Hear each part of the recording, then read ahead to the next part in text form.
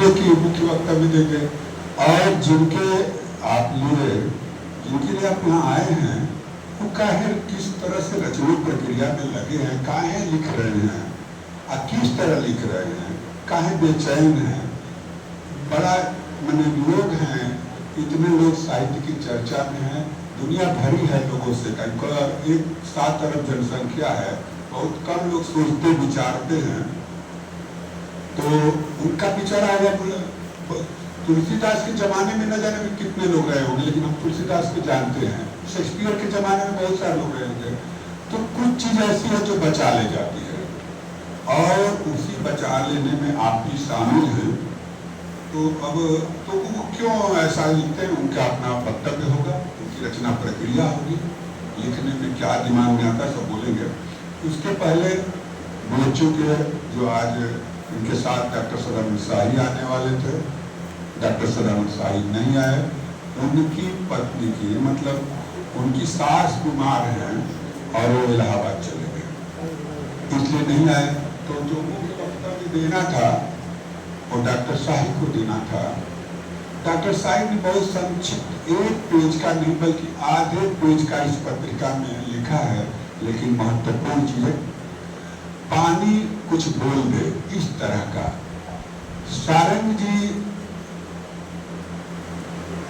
पानी से बड़ा प्रेम करते हैं, सभी लोग का पानी ही जीवन है, लेकिन पानी पीते हैं, नहाते हैं, धोते हैं, महत्व नहीं समझते हैं सब लोग, नहा लिए खा लिए, महत्व उतना नहीं। सारंग जी गंगा के किनारे पैदा हैं, खूब गंगा में नहाए हैं और गंगा को अपने में समेटे हैं। उसी तरह से डिस्कवरी ऑफ इंडिया के लेखक प्रधानमंत्री नेहरू ने गंगा पर एक छोटा सा लेख है, बहुत खूबसूरत लेख है। जब गंगा पर लिखते हैं तो लिखते हैं कि गंगा के किनारे हमारी भारत की संस्कृति पली है। गंगा हिमालय से चलते हुए और किस तरह से भव सागर में भविष्य के अतीत से चलती हुई भव सागर में भविष्य में विलीन हो जाती है। किस तरह से गंगा जाड़े के दिनों में पतली नाचती हुई और बरसात के दिनों में विशाल छाती वाली समुद्र का आभास देती हुई गंगा, माने गंगा का लगाव नेहरू से भी था, ये मैं कहना चाहता हूँ। उस पानी और गंगा का लगाव वीरेंद्र सारंग को भी है। वीरेंद्र सारंग पानी के साथ जो गंगा का पानी वो नहीं है जो हम लोग डायरेक्ट पीते थे, खाते थे, पीते थे। हम भी गंगा के किनारे पैदा हैं। ये भी जब मैं कहीं भी जाता हूँ और छोटी सी नदी दिखती है तो मैं जरूर नजदीक जाता हूँ और नहाने की कोशिश करता हूँ। मेरा भी लगाव है। सारंग जी भी गंगा के किनारे पैदा है, नेहरू भी गंगा के किनारे पैदा, और वो भी तो पानी का जो लगाव है, पानी से सब कुछ बर्बाद हो रहा है, पानी हमें छान के पीना पड़ रहा है, तो पर्यावरण की भी चिंता है, वो सब बोलेंगे। और तो उनके अभाव में शाही जी कह रहे हैं कि पानी को एक जीवन बना दे रहे हैं, जीवन बना रहे, एक व्यक्ति में रूपांतरित कर दे रहे हैं। शाही जी का वो लेख बहुत छोटा सा लेख है, वो 10-12 लाइन का ही है, लेकिन बहुत महत्वपूर्ण बात कहते हैं। वो नहीं आए तो आज अब मुख्य वक्तव्य जो है हम प्रोफेसर राजकुमार जी से चाहेंगे कि अपना जो इनका काम गेचू में प्रोफेसर तो हैं, गेचू आपका बहुत बड़ी यूनिवर्सिटी है, वो तो है ही। आपने लेखन में, आलोचना में, और सबसे बड़ा काम है कि लोक में क्या बचा है जो हमें जिंदा रख सकता है। लोक किस तरह से जीवन देता है। महानगर अगर आपको मार रहा है तो क्या लोक में जीवन देने की शक्ति बची है क्या? उस तरह के शोध पर कामों में आपने काम किया है। तो आइए प्रोफेसर राजकुमार जी, कैसे आप वीरेंद्र सारंग को देखते हैं, अपनी बात रखें।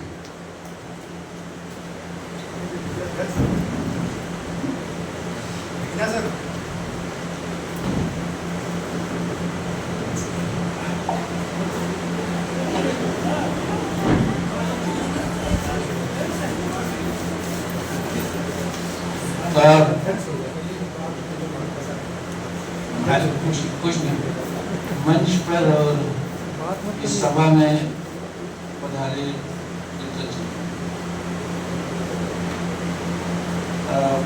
सबसे पहले तो मैं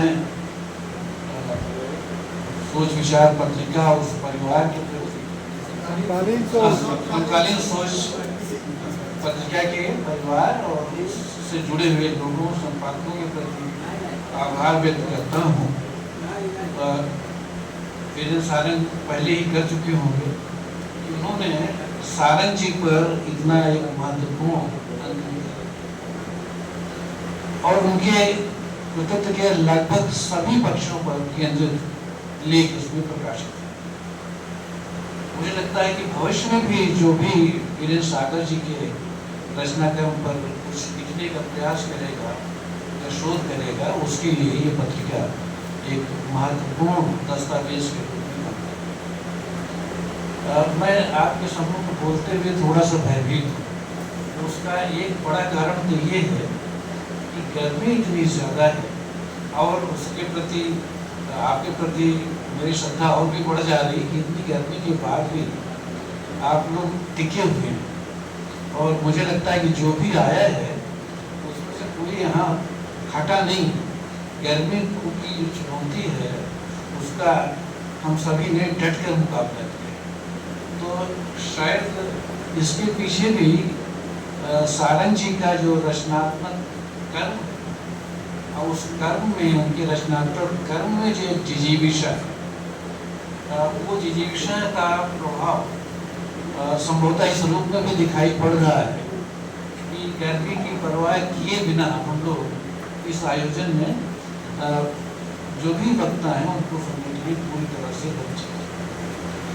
तो मैं ये कहना चाहता हूँ, मुझे लगता है बड़ी ख़ास चीज़ है। और वो यद्यपि उससे पहले मैं ये कह दूँ कि इतनी सारी अच्छी बातें उससे पहले के वक्ता कह चुके हैं, जब उसके बाद मुझे लगता है कि मैं अब इसमें नया क्या कह सकता हूँ। ऐसी कौन सी चीज़ है जो बाकी रह गई, जो मेरे लिए छूट गई। तो कई अंत में बोलने का ये एक नुकसान भी होता है कि आपको लगता है कि मैदान को पूरा का पूरा साफ, अब क्या बोले। तो लेकिन कुछ बातें मैं ज़रूर आपके सम्मुख रखना चाहता हूँ।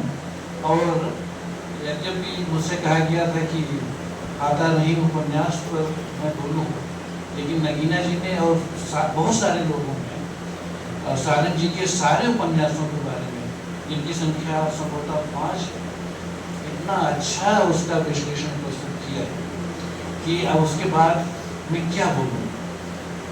और ये भी ठीक है कि उस उपन्यास के बारे में जो कुछ लिखना था वो मैंने लिख दिया और वो इस पत्रिका में छपा हुआ है। तो ये भी मुझे लगता है कि बहुत कोई सार्थक बात नहीं होगी कि जो लिख दिया है उसे को मैंने लिखा। इसलिए कुछ बातें मैं सूत्र रूप में वीरेंद्र सागर जी के रचनात्मक लेखन के बारे में कहना चाहता हूँ, जिसकी शुरुआत का संकेत मैंने प्रारंभ में दिया। व्यक्ति के रूप में भी एक रचनाकार के रूप में उनके अंदर जो जिजीविषा है वो बहुत उस जिजीविषा को छोड़कर आप उनके रचनात्मक अवदान के साथ न्याय नहीं कर सकते। ये अवश्य है कि जिजीविषा हमेशा सफल हो, ये बिल्कुल जरूरी नहीं है। और अगर हर जगह सफलता मिल जाए तो फिर उतनी गहरी जिजीविषा की आवश्यकता भी नहीं रहती। तो लेकिन जिजीविषा के बिना न तो कठिन जीवन जीना संभव है और न तो उस तरह का विहड़क रचनात्मक लेखन करना संभव है जिस तरह का लेखन वीरेंद्र सागर जी ने किया है।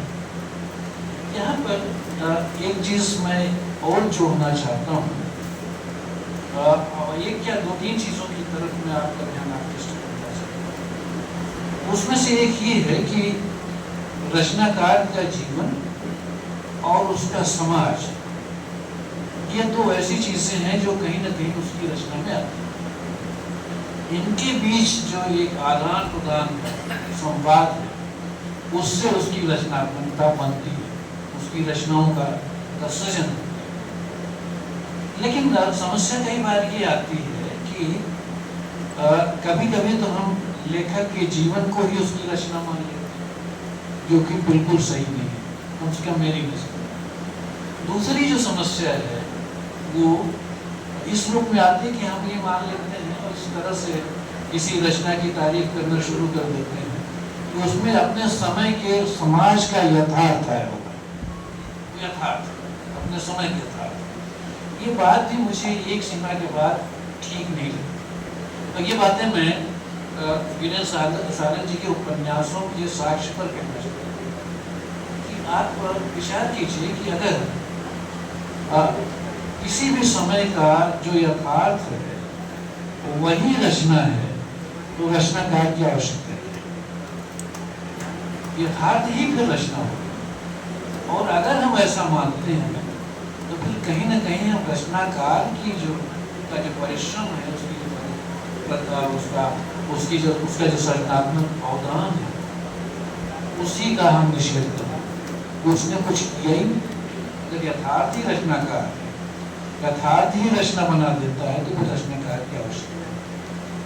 तो सालन जी के उपन्यासों पर बातचीत करते समय हमें उनके इस रचनात्मक पक्ष पर ध्यान देना चाहिए और इस गलत फहमी में नहीं रहना चाहिए कि समाज में ऐसा था, बस वो गए और पहुंचे और भर लिया अपने झोले में और उसको उपन्यास के रूप में प्रकाशित किया। ऐसा कभी भी नहीं होता और कहीं भी नहीं। एक दो उदाहरण मैं दे सकता हूँ कि एक बड़ा प्रसिद्ध उदाहरण है गेटे का। जर्मनी के बड़े प्रसिद्ध नाटककार, उपन्यासकार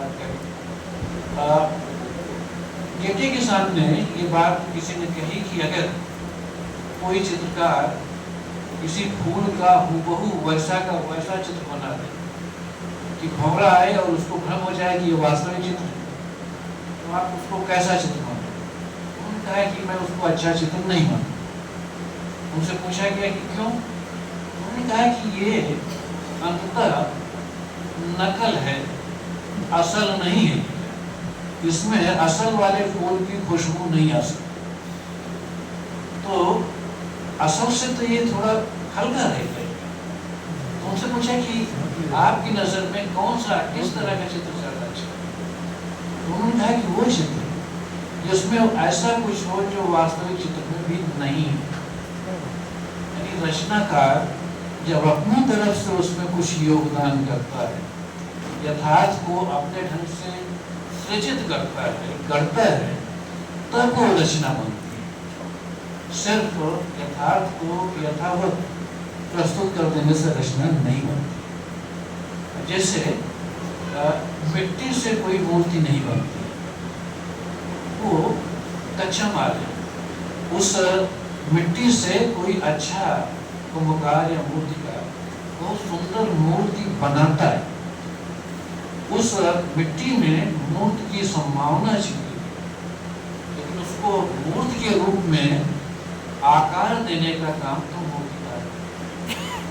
वैसे ही समाज और समाज का जीवन और उसका यथार्थ एक कच्चे माल की तरह है और एक अच्छा रचनाकार उस कच्चे माल से बड़ी रचना। मैं बिल्कुल ये नहीं कहना चाहता कि वीरेंद्र सालन की सारी रचनाएं बहुत बड़ी, और ये मैं कहूँगा तो शायद वो स्वयं भी इससे सहमत नहीं।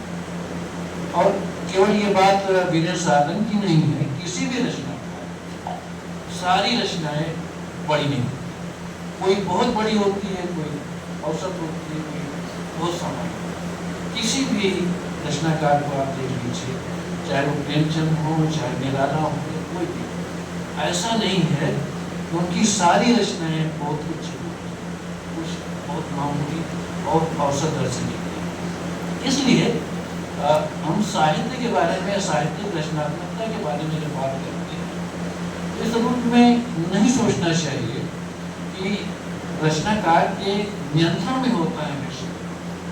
वो जब चाहे एक बड़ी रचना निर्मित, अगर ऐसा होता तो कथित रूप से जो बड़े रचनाकार हैं उनकी सारी रचनाएं बड़ी, लेकिन कुछ ऐसी चीज है जो उसकी रचनात्मक निर्मित है, जिसके बारे में रचनाकार भी शायद आश्वस्त नहीं होता, वो भी नहीं जानता कि वो जो रचना बनाने जा रहा है वो कैसी रचना बन करके निकलेगी। इसलिए ये बात कहना एक स्तर तक बिल्कुल ठीक है कि किसी भी रचना का मूल्यांकन न तो रचनाकार करता है, एक सीमा तक पाठक और आलोचक अवश्य करते हैं, लेकिन अंततः उसकी जो प्रसिद्धि है, उसकी जो श्रेष्ठता है, उसका निर्णय समय के साथ होता है। और इस तरह की जो रचनाएं हैं उन्हीं को कालजयी है कि ये अपने समय की सीमा को उत्तीर्ण करके भविष्य के पाठकों को भी प्रभावित करती हैं, जिनका समय और समाज पहले था लेकिन अब नहीं है। अतीत के रचनाकारों के बारे में आप इस बात को लागू करके देख सकते हैं कि वो समय बदल गया, वो समाज बदल गया, लेकिन फिर भी उनका जो रचनात्मक योगदान है वो आज हमें चमत्कृत करता है, प्रभावित करता है। तो इसलिए अगर सूत्र रूप में कहना चाहें तो किसी भी रचना का, और जिसमें सारंग जी के आप उपन्यासों को देखिए कि उसका एक पक्ष है जो अपने समाज का जो समकाल है उससे जुड़ता है, लेकिन सिर्फ वो उससे जुड़ता तो शायद उतने सार्थक रचनाकार होता है। अपने समय के यथार्थ को आधार के रूप में लेते हुए कोई भी रचनाकार अपनी एक रचनात्मक उड़ान करता है। वो उड़ान सारंग जी के भी उपन्यासों में हर उड़ान बिल्कुल जरूरी नहीं कि सफल हो, कुछ उड़ानें सफल होती हैं, कुछ उड़ानें सफल नहीं होती।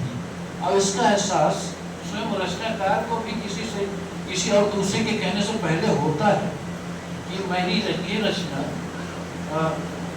मेरी नज़र में ही सबसे अच्छी।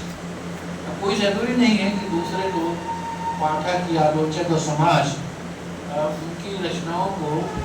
उनकी रचनाओं की श्रेष्ठता को उसी रूप में आके जिस रूप में रचनाकार आता है। लेकिन कई बार मुझे लगता है, और मेरा जो थोड़ा बहुत अनुभव है, कि रचनाकार को भी इस तरह का एहसास होता है।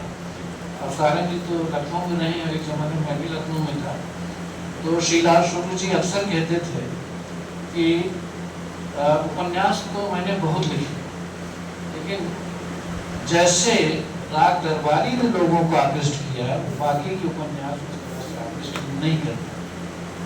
कोशिश जरूर मैंने बहुत की। तो रचनाकार भी जानता है, और इसीलिए मैंने कहा कि ये हमेशा कोई उस तरह का फैक्ट्री प्रोडक्शन नहीं है रचनात्मक लेखन, 1000 कारें इस मॉडल की बना दी जाएंगी।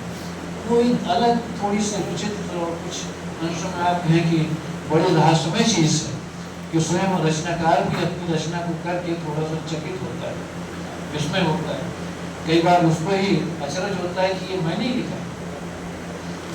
तो वो, और इसलिए कई बार लगता है जैसे किसी और ने लिखवा लिया है, मैं तो सिर्फ निमित्त मात्र। इस तरह के अनुभव आपको वीरेंद्र सारंग जी के उपन्यासों में भी मिलेंगे।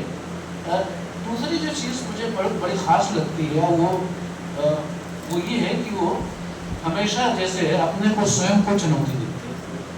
और इसीलिए आप देखिए कि उनके जो 5 उपन्यास हैं, इन 5 उपन्यासों के विषय अलग हैं। और अगर किसी एक विषय को लेकर के आप चल पड़ें और उसी के इर्द गिर्द घूमते रहें तो शायद आसान हो जाता है, क्योंकि उसके बारे में बहुत कुछ आपको एक समय के बाद मालूम हो जाता है। लेकिन एक तरीका ये भी है रचनाकारों का, जिसमें सारंग जी भी आते हैं, कि वो हमेशा कुछ चुनौतियाँ अपने सामने स्वयं ही रखते हैं कि भाई अगर हमने ये कर दिया तो अब इसको दोहराने की जरूरत नहीं, कुछ और करेंगे, कुछ नया करेंगे और उसकी चुनौतियों का सामना करेंगे और देखेंगे कि उससे क्या निकलता है।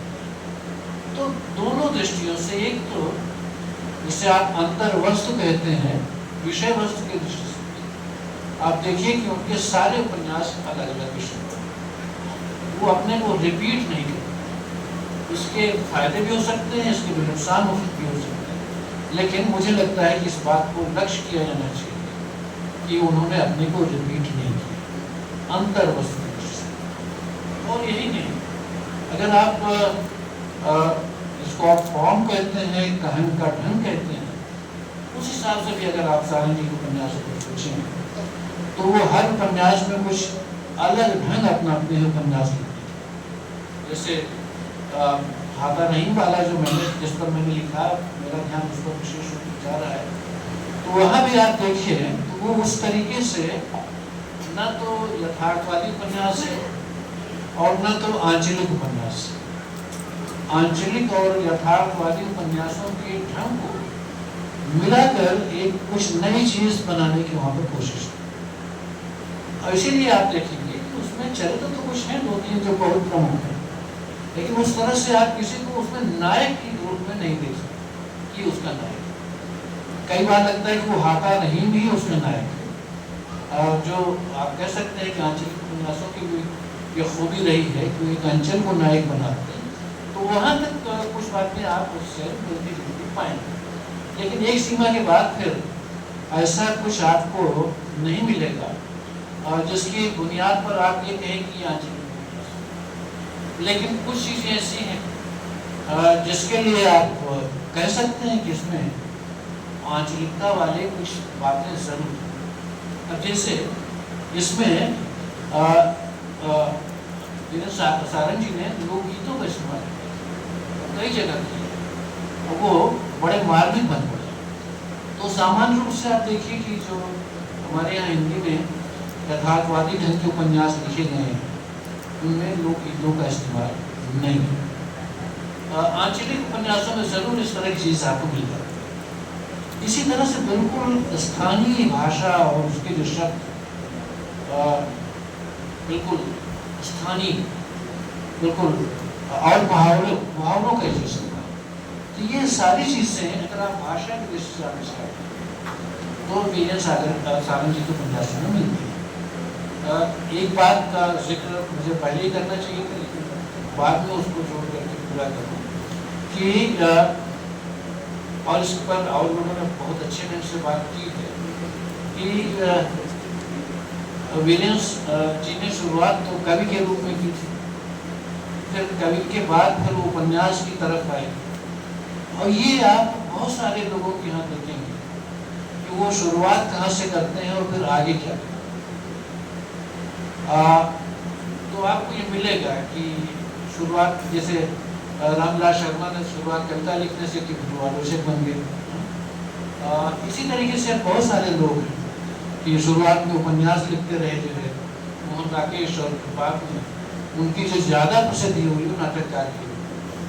तो ये कोई आश्चर्य की बात नहीं है कि वीरेंद्र सारंग जी ने शुरुआत कविता से की हो और कविता के बाद फिर वो उनका मन उपन्यास में ज़्यादा लगने लगा। लेकिन इसका मतलब ये नहीं है कि कविता उनके व्यक्तित्व से पूरी तरह से निकल गई। गद्य के अंदर भी कविता अंतर्भुक्त हो सकती है, कविता की संवेदना गद्य में भी आ सकती है। इसका एक साक्ष्य वीरेंद्र सारंग जी के उपन्यासों में आपको मिलेगा कि उपन्यास के अंदर कवित्व का रस कैसे पैदा किया जाए, इस चीज का निर्वाह करने की कोशिश की है। मेरा ख्याल है कि मैं अपनी बात के अंतिम छोर पर पहुंच रहा हूँ और जहाँ से मैंने शुरुआत की थी वहीं पर मैं आके अपनी बात समाप्त कर सकता हूँ कि बात ये नहीं है कि वो कितने सफल या असफल थे। बात ये है कि उन्होंने जो उद्यम किया है, उनकी जो सृजनात्मकता है, उसमें हम लोगों के लिए भी और आगे की जो पीढ़ी है उसके लिए भी देखने, सुनने, समझने और सीखने के लिए बहुत कुछ है। इसलिए अंत में एक बार फिर से मैं विनीत जी को बधाई देता हूँ कि उन्होंने पूरे धैर्य के साथ अपनी जिजीशा को कायम रखते हुए अपने रचनात्मक कर्म को कभी विराम नहीं दिया। क्योंकि आप जानते हैं कि कई बार और बहुत सारे ये रचनाकारों के साथ ये हुआ है कि एक समय के बाद उन्होंने लिखना ही बंद कर दिया। जैसे पीछे के या बाहर के लोगों को आप छोड़ दीजिए, तो हिंदी में आप देखिए कि राजेंद्र यादव जी ने हंस का संपादन चाहे जितना किया हो, संपादकीय चाहे जितने अच्छे लिखे हों, लेकिन उन्होंने कहानियाँ लिखना छोड़ दिया। उससे पीछे आप देखिए महादेवी वर्मा ने कविताएं लिखना बहुत जल्दी छोड़ दिया, फिर बाद में होगा नहीं। इस दृष्टि से भी अगर आप सोचें तो आज के इस कथित उत्तर आधुनिक समय में, उसकी चर्चा मैं नहीं करूँगा, अगर कोई इतनी जिज्ञासा बनाए रखता है तो इसके लिए भी उसकी तारीफ है। बहुत बहुत धन्यवाद।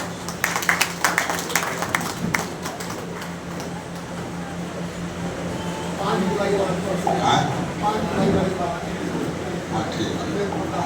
एक सूचना हम आपको दे दें कि समकालीन सोच के तत्वाधान में डॉक्टर PM सिंह